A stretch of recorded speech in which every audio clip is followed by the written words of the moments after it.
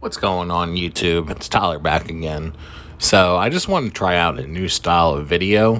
This is just me over this past weekend going to one of my meets actually. It was raining a little bit, not gonna lie. I do have a GoPro on my head, so I was just trying that out. And as you can see, since I'm like 6'3", being my first time doing this, you probably see the roof more than outside the car, unfortunately. But as time will go on and more videos will come out like this, I will improve upon it and all that stuff. So with that being said, let's get into today's video's topic of the flaws of the G37 and 370Z Q50, anything with the VHR. Now, the first topic is the infamous gallery gasket that occurs usually on the 08s to 2013 model cars with the G and the Z's. The Q50s don't really have this. There's one way to how to diagnose it. You can get an oil pressure gauge externally, or you can oil pressure tester it. Now, what the gallery gasket does, it distributes oil throughout the engine through passages in its early model life cycle.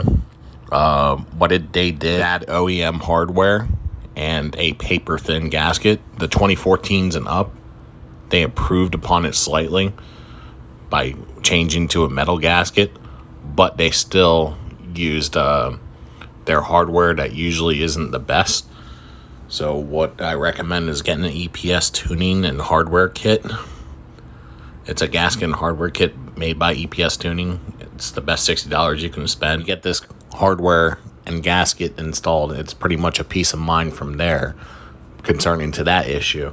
But the next issue is the heater core hose and the bleeder port. This one affects all VHRs.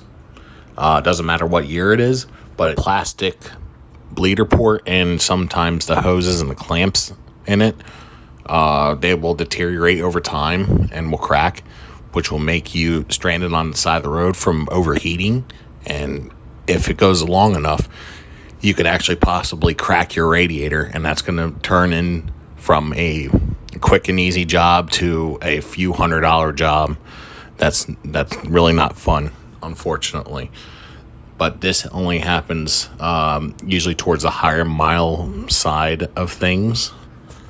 Unlike where the gallery gasket working, can potentially happen pretty early. In my case, for example, with a gasket, I changed it at 50,000 miles to replace it, and it was about to go.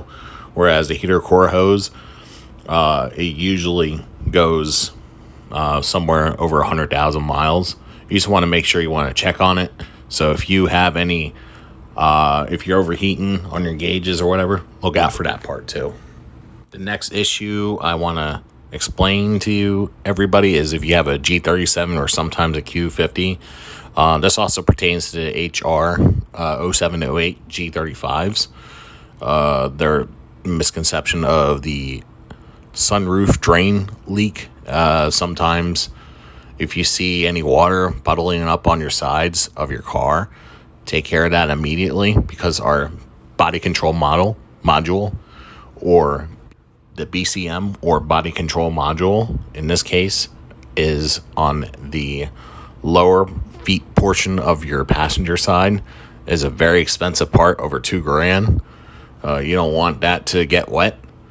Unfortunately, the little plastic grommets in the drains can get stuck and fill up with debris over time.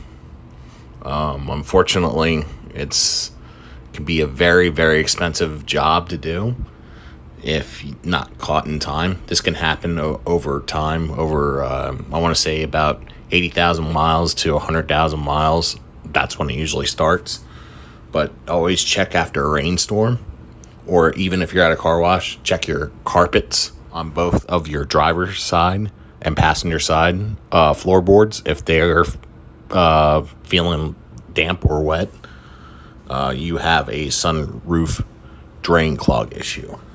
Another faulty thing that most G's and Z's go through is differential bushings. Is like a little hockey puck style looking bushing. that if you would see it above your rear subframe, those tend to crack, and if they have any fluid leaking out called the tear of death, unfortunately, you need to get your diff bushing replaced.